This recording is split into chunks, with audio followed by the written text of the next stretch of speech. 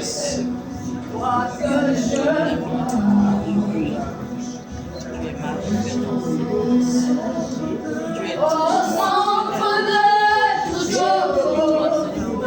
C'est toi que je vois, c'est toi que je vois, Le créateur du Seigneur, oui, Jésus. centre de toute chose, centre de toute chose, c'est toi que je vois, c'est toi que je vois. Il est venu ce matin, c'est toi que je vois, Jésus.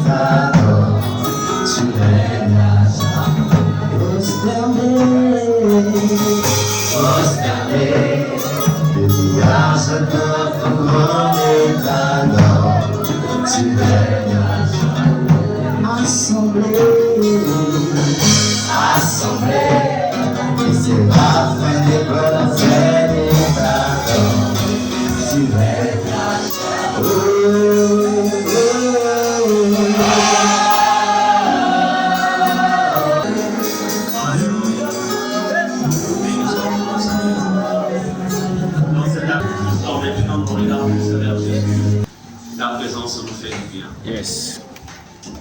Seigneur, tout ce que nous recherchons pour nous dans ce lieu, c'est juste ta présence. Et dans ta présence, nous avons la révélation de ta personne. Dans ta présence, Seigneur, nous pouvons saisir ton amour. Dans ta présence, il y a la guérison. Dans ta présence, il y a la restauration. Dans ta présence, Seigneur, il y a le miracle. Il y a tout dans ta présence. Dans ta présence, il y a la communion, Seigneur, avec toi. Et nous nous disons encore une fois que nous témoignons tes jours. Alléluia. À toi, soit l'honneur et la gloire au nom de Jésus. Amen. Est-ce qu'on va encore acclamer Jésus?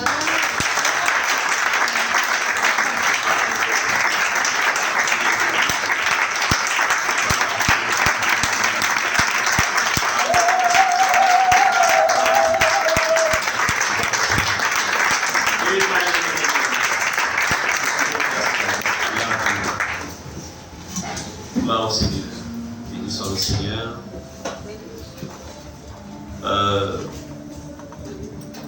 Comme je l'annonçais dimanche dernier, nous sommes à la veille de la rentrée scolaire. Nous savons que la rentrée administrative a déjà eu lieu et que la rentrée scolaire, pour certains sur le 18, d'autres sur le 25. Mais qu'à cela ne tienne, nous sommes déjà sur les rails en fait. Et comme je le disais, vous savez, on n'effectue pas un voyage ou une marche sans pourtant que vous ne vous soyez préparés. Amen. On se prépare toujours. Et il est extrêmement important de comprendre que là où il n'y a pas eu de préparation, facilement, en fait, on tombe en manque de réserve.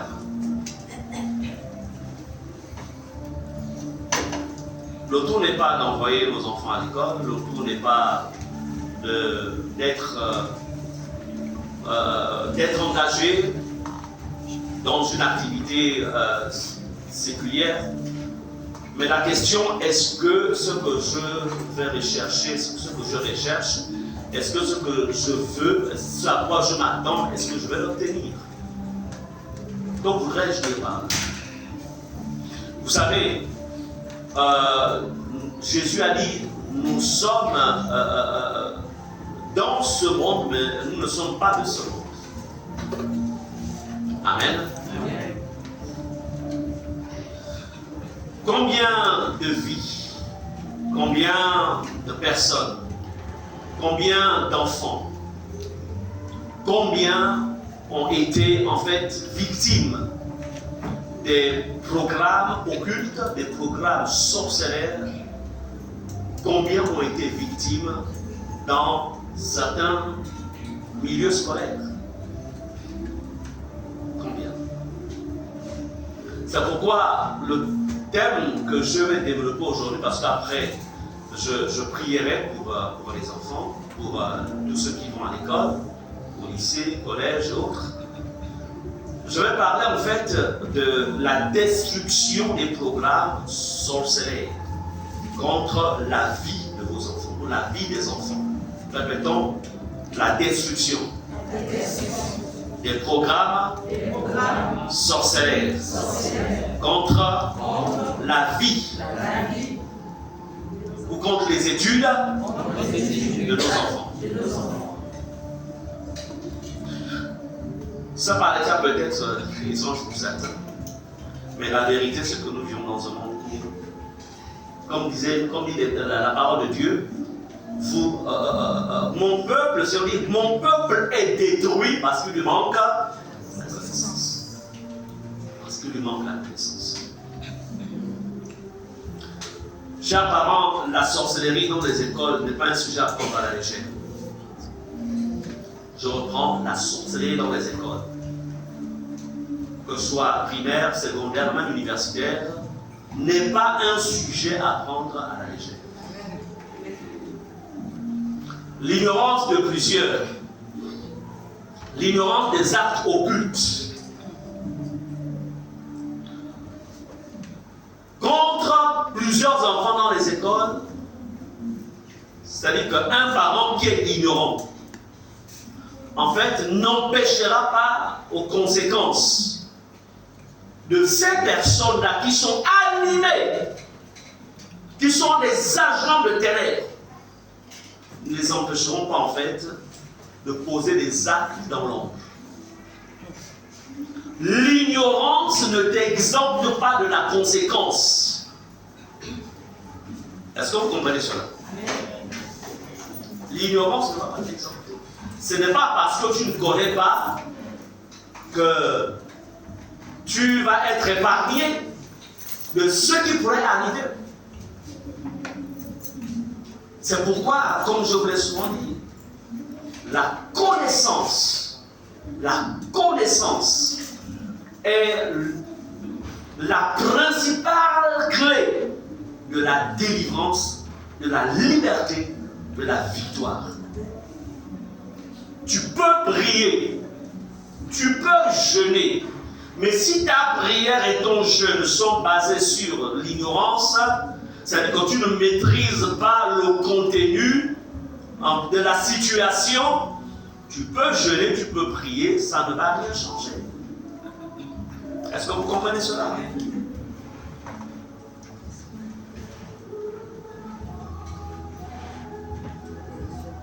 C'est pourquoi la Bible nous dit, mon peuple, tout à nous dit que le royaume des cieux est forcé et que ce sont les violents qui s'en emparent. Tout enfant de Dieu a besoin d'être violent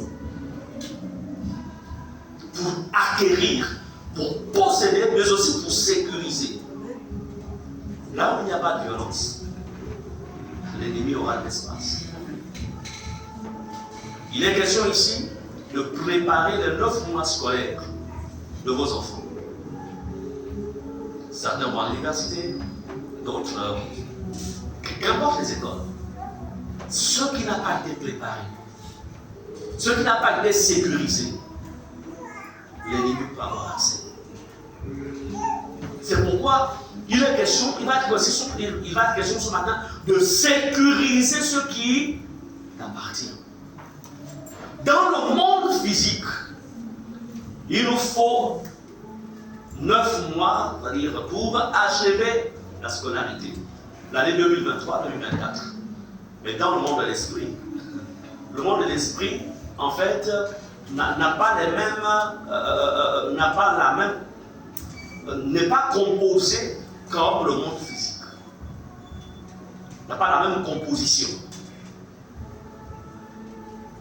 Amen.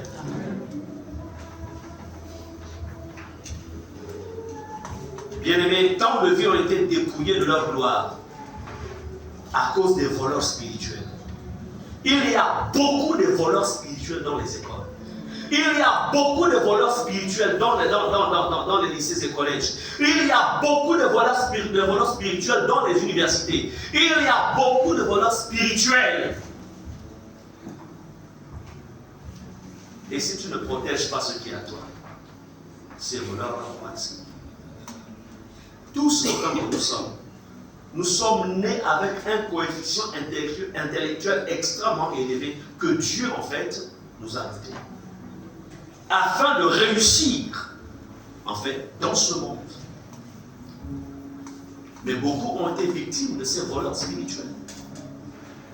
Ils ont commencé à briller dans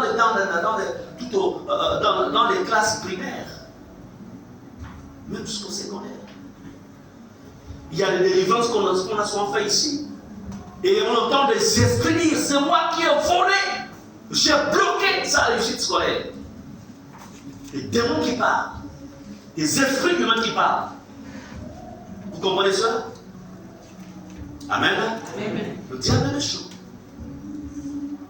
C'est bien beau. Vous êtes allé acheter des fournitures scolaires, c'est bien.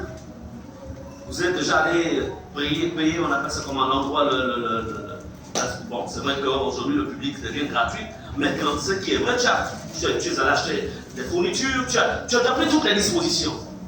Ça, c'est sur le plan physique. Et des dispositions doivent être aussi prises sur le plan spirituel. Est-ce que vous comprenez cela?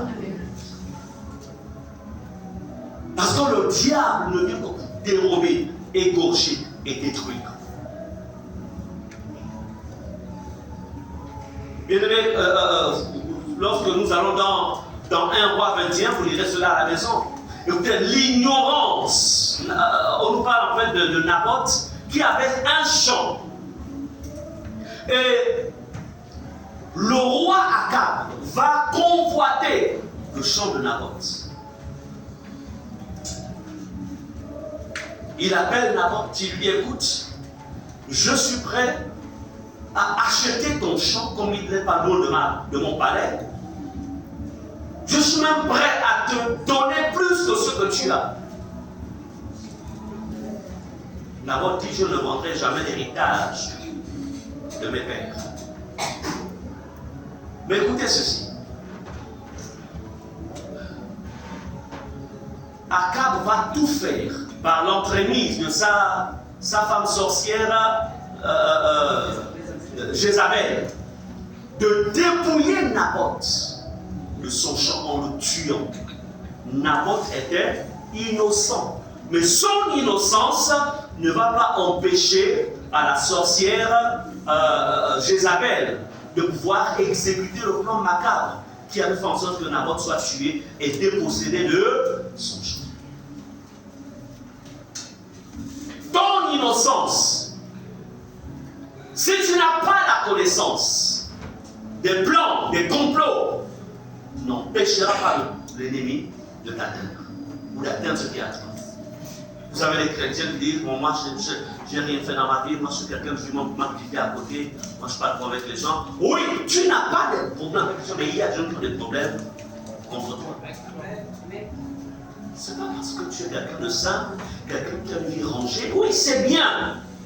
Mais malgré le fait que tu aies une vie rangée, tu ne cherches des problèmes à personne. Mais ce qui est étrange, c'est qu'en fait, il y a comme des personnes qui te cherchent des problèmes. Et quand tu es quelqu'un de sérieux, regarde. Est-ce qu'on est ensemble?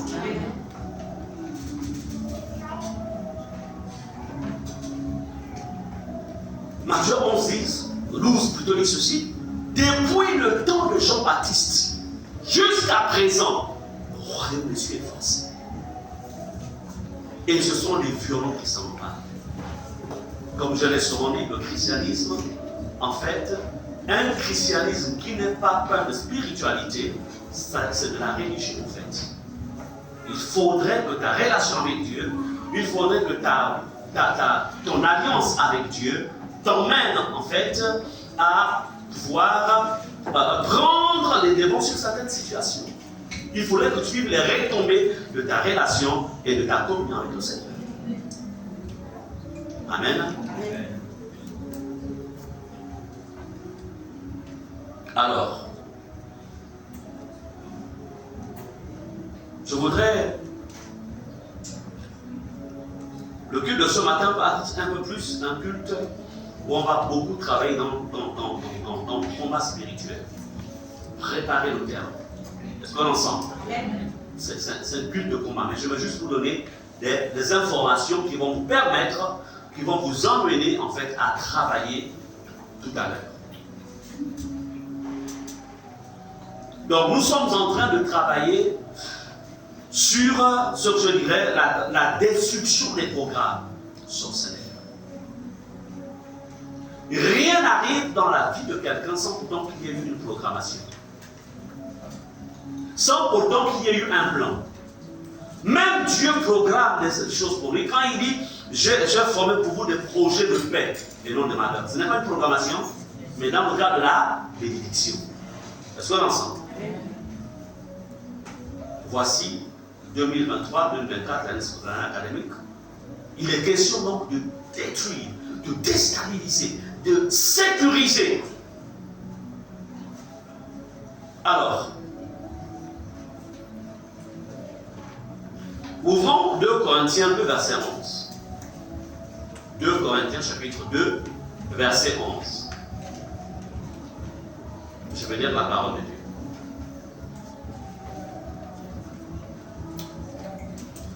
2 Corinthiens chapitre 2, verset 11. Il est dit ceci. Je vais juste le verset 11 qui dit, afin de ne pas laisser à Satan l'avantage sur nous, car nous n'ignorons pas ses desseins. Nous remarquons ici que l'apôtre Paul, qui connaissait les réalités du monde spirituel satanique, Jésus lui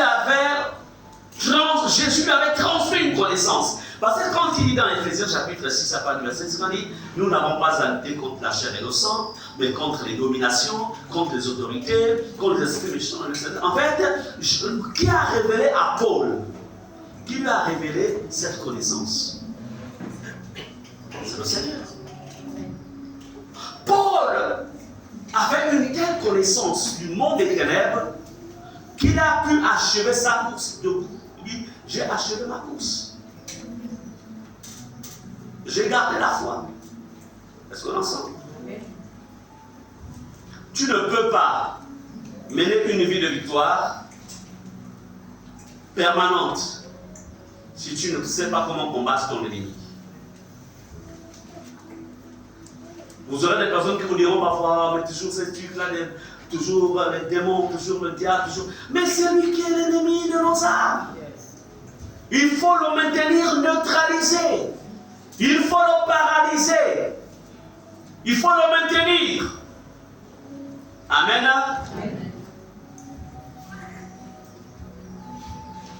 Bien-aimés,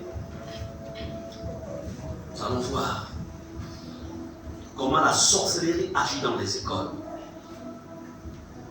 Les écoles où vous allez envoyer vos enfants. Comment la sorcellerie agit dans les lycées. Enfants, écoutez aussi. Parce que les parents ne sont pas avec vous à l'école. La seule chose que les parents font, ils vous prennent, vous déposent à l'entrée de l'école, pour les plus jeunes, et puis, le reste entre. Vous entrez. Comment la sorcellerie agit dans les écoles? Comment ça agit dans les lycées? Comment la sorcellerie agit dans les collèges, même dans les universités? Comment la sorcellerie agit? Est-ce que les enfants écoutent? Vous entendez? Hein, les enfants? Bien sûr, je vais vous demander de vous lever et puis de tourner ça debout. On ne dort pas ici. Amen? Amen. Donc, c'est vous qui... Il est question de votre protection, de votre sécurité.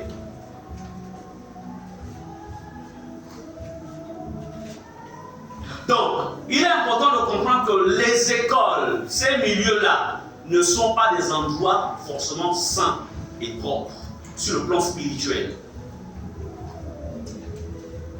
Ce n'est pas propre. Beaucoup de pratiques mystiques sont malheureusement le quotidien de certains élèves dans ces milieux. Et il y a même des élèves, il y a même des enfants dotés de pouvoirs sorcellaires qui viennent à l'école dans le but en fait de venir nuire à ceux qui sont saints. Est-ce que ça voulait dire qu'on doit pas envoyer nos enfants à l'école si on a les envoyés? Mais seulement en les envoyant, on les couvre, on leur donne la connaissance qu'il faut. C'est pourquoi dans les maisons, chers parents, il est important de maintenir une vie de prière. La Bible déclare que le Seigneur dit, enseigne le jeune homme, c'est-à-dire l'enfant, la voie qu'il doit suivre, afin que lorsqu'il sera grand, il ne s'en détourne pas. Amen. Amen. Comprenez cela?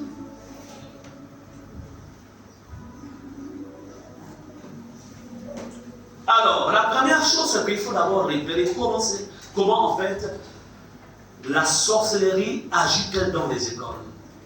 Comment les sorciers, les petits sorciers dans les écoles.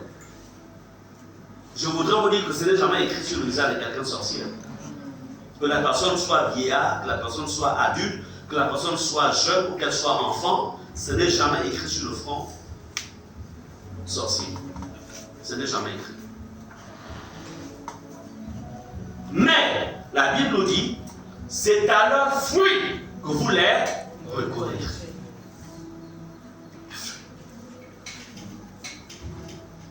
Chers enfants, la première chose que vous devez comprendre, c'est que un enfant sorcier est caractérisé par une très grande gentillesse. Très gentil. C'est par là qu'il se cache et qu'il gagne parfois des victimes. Il va venir par exemple avec 3 000 francs, 5 000 francs. Et je dis à la récréation, bon, on va aller prendre le pain au haricot. Bon, toi c'est juste le pain au beurre. Il n'y a rien, c'est juste le beurre. Lui il dit pain au haricot. Non, monsieur, je n'en vais aller. Il va commencer en fait à t'attirer en te donnant, en te proposant. La première chose, chers enfants, que vous devez comprendre, apprenez en fait à préparer votre petit déjeuner depuis la maison. Si maman te remet ou papa te remet ce qu'il peut te remettre, contente-toi de ça. Évitez de manger à l'extérieur. Il faut éviter de manger. Une extrême gentillesse. Chers parents, apprenez aussi à observer quels sont ceux qui marchent avec vos enfants. Extrême gentillesse. Parce que s'ils sont méchants et durs, ils vont éloigner les gens. Donc il faut qu'ils se revêtent du manteau de la gentillesse. Ça ne veut pas dire qu'ils sont bons. Et c'est la même chose à tous les niveaux. Mais là, nous sommes au niveau des enfants. Je ne vais pas parler pour le moment des adultes, etc. Je parle des enfants. De la même manière que vous, enfants, vos parents vous amènent ici à l'église tous les dimanches et les jours de réunion. Eux aussi, leurs parents les amènent dans les musées. Leurs parents les amènent dans des milieux fétichistes. Ils sont aussi préparés. Comme vous, on vous prépare pour le Seigneur. Donc c'est la même chose. Est-ce que vous comprenez cela? Et ce que vous devez comprendre, c'est que la différence entre eux et vous, c'est que nous marchons par la foi. Un enfant de Dieu n'a pas, en fait, nous n'a pas ce qu'on appelle le troisième œil. Mais nous avons le Saint-Esprit en nous qui nous révèle des choses. Mais eux, ils ont, même s'ils sont enfants comme ça, c'est le corps qui est enfant. Ils ont la capacité de voir l'étoile de la réussite qu'il y a dans ta vie, enfant. Ils vont voir les richesses spirituelles qu'il y a dans ta vie. Et c'est ce qu'il va chercher à voler.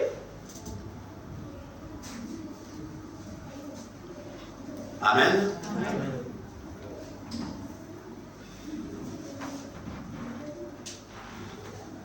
Je voudrais vous dire que, donc, ces petits sorciers-là, dans les écoles, se caractérisent par une extrême gentillesse.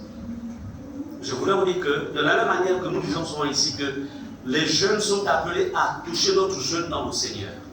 Eux aussi, dans leur loi mystique, les jeunes sorciers sont appelés à toucher d'autres jeunes pour les introduire dans la sorcellerie. Est-ce que vous comprenez cela? Donc, chaque parent comprenait que les enfants, nos enfants, nous les envoyons dans un milieu qui n'est pas en fait un milieu où il y a des rapaces, où il y a des méchants. C'est pourquoi vous devez extrêmement aussi être vigilant, avoir une vie de prière. Un parent doit avoir une vie de prière. Un parent doit développer une relation avec le Seigneur. Un parent doit vivre la sainteté et la crainte de Dieu. Pour que, quels que soient les complots ou les plans que l'ennemi voudrait entreprendre contre ce qui t'appartient, tout de suite le Seigneur va te le révéler.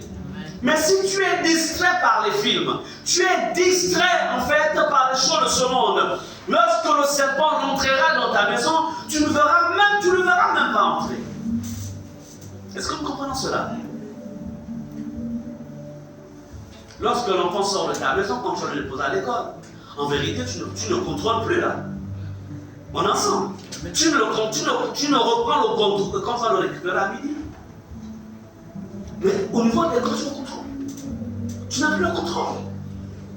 Mais qui continuera à exercer le contrôle sur lui? C'est l'Esprit de Dieu. Amen. Le Saint-Esprit. Je me souviens, c'était un témoignage. Ça s'est passé aux États-Unis. C'était l'enfant d'un enfant qui voulait, dont le père et la mère étaient très engagés avec le Seigneur. Très engagés. Et la mère était une femme de prière. Le père était consacré à Dieu. Et l'enfant, dès le début, il avait été, en fait, les voies de Dieu lui avaient été montrées. Et à un certain âge, il a voulu s'intéresser aux choses du monde. Et il est même rentré dans le monde. Et il a voulu traverser un pont. Lequel? Le pont, en fait, de la sorcellerie. Donc, alors, lorsqu'il va rencontrer cette espèce de médium, quand le médium le regarde, le médium lui dit, toi je ne peux pas te recevoir. Il dit pourquoi? Tu as reçu, ils étaient allés en groupe. Il dit pourquoi? Il dit, toi je ne veux pas te voir ici. Mais non, je veux rentrer. Le médium dit, je te dis que toi là, je ne veux pas te voir ici. Est-ce qu'on est ensemble? Et le petit est reparti. Donc, comme ça, l'adolescent en question est reparti. Et l'adolescent a compris qu'en fait, l'ennemi l'a pris tout de suite. L'enfant a compris que c'était la prière de son père et de sa mère qui créait en fait un écran spirituel protecteur autour de. Amen. Amen. Chers parents, la prière d'un père, la prière d'une mère a toujours un effet dans le temps. Quelle que soit la voie que l'enfant peut prendre. C'est pourquoi ne soyez jamais lassés de vous mettre à genoux pour prier pour vos enfants. Amen. Amen. Jésus est fidèle. Donc, nous sommes en train de préparer l'année scolaire de nos enfants sur le plan spirituel. Il y a du danger à l'extérieur, sans que vous le sachiez. Bien aimé, comment ces agents du diable dans les écoles, comment attaquent-ils les enfants innocents? Comment s'y prennent-ils? Comment s'y prennent-ils? Écoutez, je voudrais vous dire que dans le monde de la sorcellerie, un sorcier a la capacité, en fait, de manger le cerveau de quelqu'un d'autre. Il a la capacité de manger le cerveau d'un autre enfant. Alors, dans quel but? Dans le but de rendre cet enfant, de rendre en fait la victime, voici par exemple un enfant qui brillait, qui en fait, qui au début vraiment c'était des bonnes moyennes, des bons résultats, mais à un moment en fait, plus rien ne marche. Plus rien ne marche. Il devient en fait comme... Il est devenu intéressé par l'école. Quand il étudie, il ne comprend plus rien du tout. Que s'est-il passé? La question qu'il faudra se poser, dans quel environnement mon enfant se trouve? Ce que nous retiendrons ici dans un premier temps, c'est que un jour, je vais dans... bon, le fait que le Seigneur m'a fait la grâce d'avoir des yeux spirituels ouverts,